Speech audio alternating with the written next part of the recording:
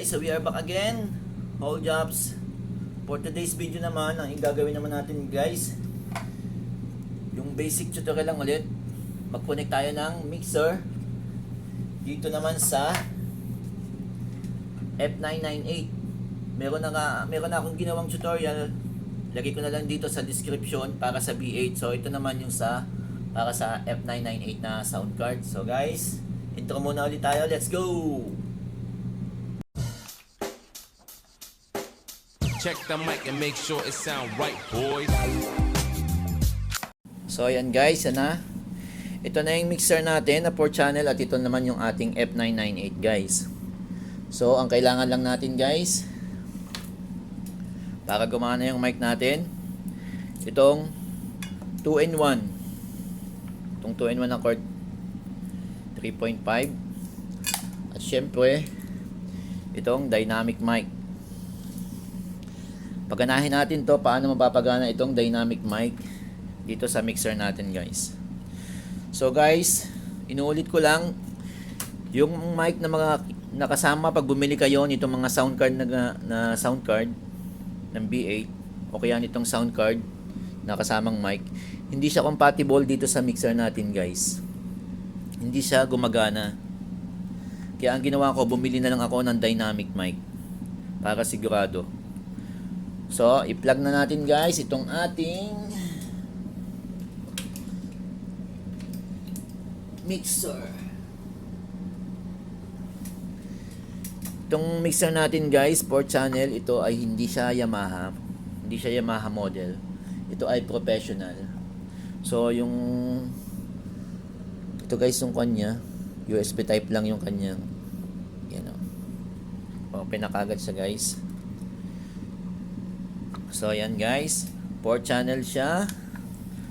Meron na siyang mic 1, mic 2, at syempre yung volume ng mic 1, volume ng mic 2, ito yung control niya guys. Tapos ito naman guys, itong line niya dito, main output, saka dito guys, ito na yung pinaka main volume niya. Ito na yung magko-control sa kanya guys. So pakita ko lang sa inyo guys paano gumana yung mic, itong dynamic mic natin guys dito sa mixer. Kasi yung aking mic na galing dito sa B8 saka dito sa F998, hindi siya gumagana dito guys sa mixer. Kaya bumili talaga ako ng dynamic mic. So ilagay natin guys, itong plug na natin sa mic 1 guys. Tapos ito yung control niya guys ha. Kayo na yung bahala guys kung anong magandang control para sa inyo. Yung sa parinig nyo na maganda guys. So ayan guys. Tapos i-on natin tong mic natin. At syempre meron siyang phantom. Hindi gagana yung yan o. Gumagana na.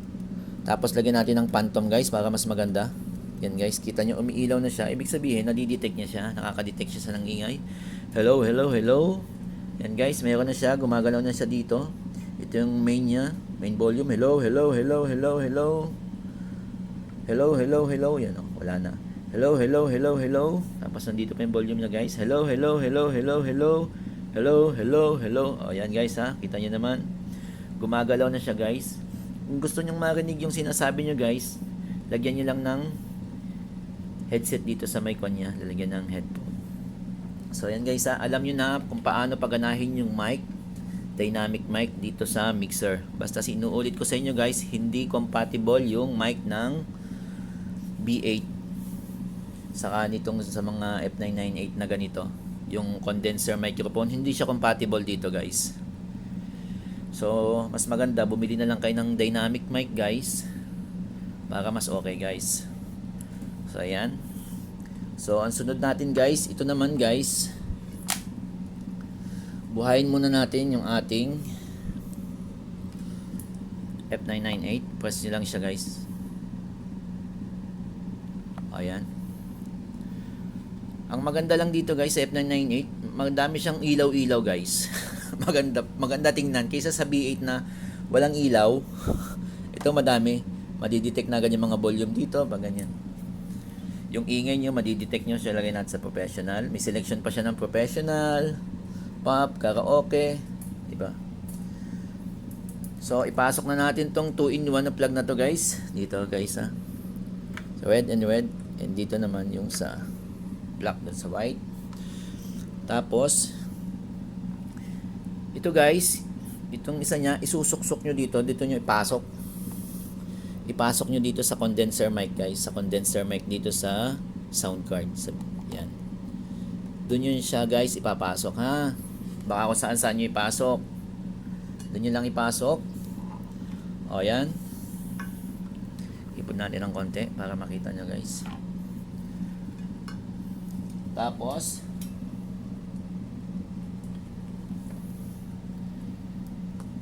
iwan natin tong mic.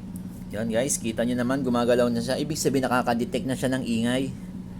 Hello, hello, hello, hello, hello. So, lagyan natin ng headset guys para pakinig natin.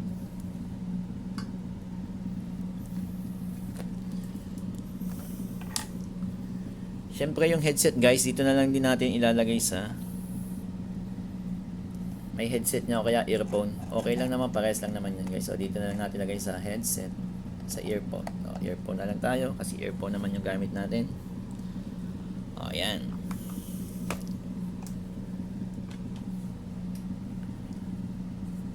Hello, sound check. Ayan.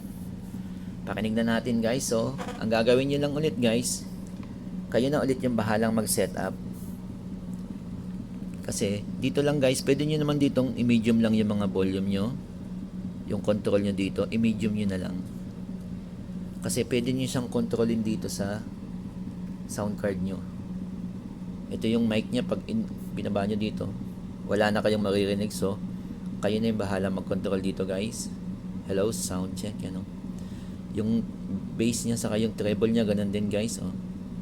Pag walang treble saka walang bass, hello, sound check. Natural lang yung boses nyo guys.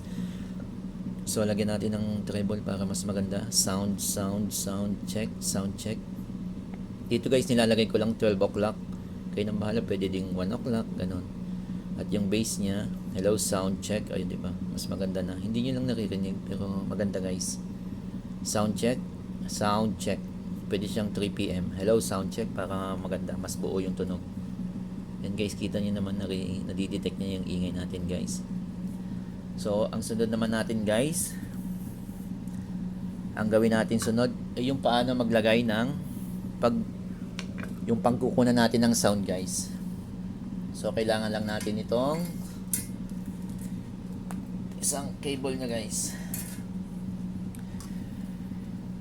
Ito guys, yung D3.5 parehas guys. Ito yung kasama na mismo nitong F998. Parehas siyang 3.5 guys. So, dito nyo lang siya ilalagay sa accompany. Accompany guys, accompany. Yan, accompany guys. Yan, suksok natin guys. Tapos yung kabilang dulo, doon sa pagkukunan nyo ng music. So, ito guys, testingin natin dito sa iPad. Ayan. O, yan na guys, ha. Alright. O, yan, o. Sound check. Mag-play tayo dito guys. Testing natin. O, yan. O, yan guys, o. Pwede na kayo mag-video okay pag ganun guys, o. Pwede na agad mag-video okay guys, o. Yan, o. Unawain ang pusong sa'yo'y baliw. Nais kong malaman mo na iniibig kita. Alright. Ayan guys. Ganun lang kadali guys, ha.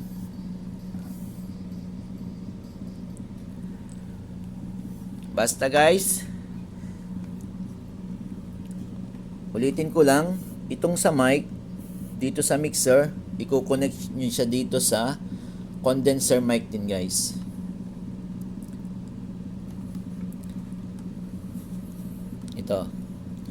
Itong 2+1 nya guys,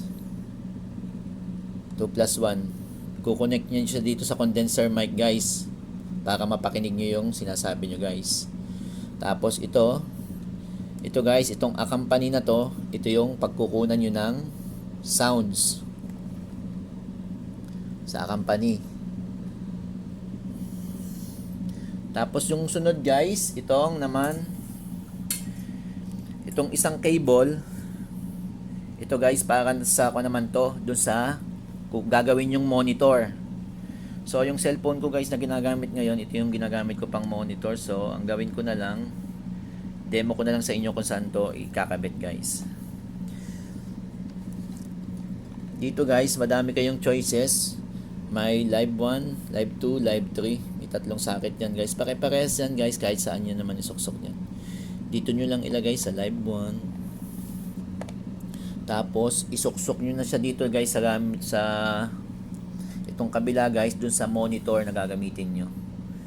Sa isang cellphone na gagawin yung monitor pag magla-live na kayo sa YouTube, pag gagawa kayo ng cover song.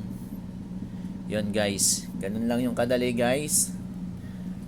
So yan, ulitin lang natin guys ha, repeat lang natin. Itong sa mic natin guys, condenser mic. Yan guys, kitang-kita nyo naman, gumagana naman siya. Gumagana siya. Gumagalaw dito, gumagalaw dito. Alright. Meron siyang phantom. 48 volts guys, para maganda yung sounds niya. Tapos, itong 2+1. 2+1 guys ha, ulitin ko lang.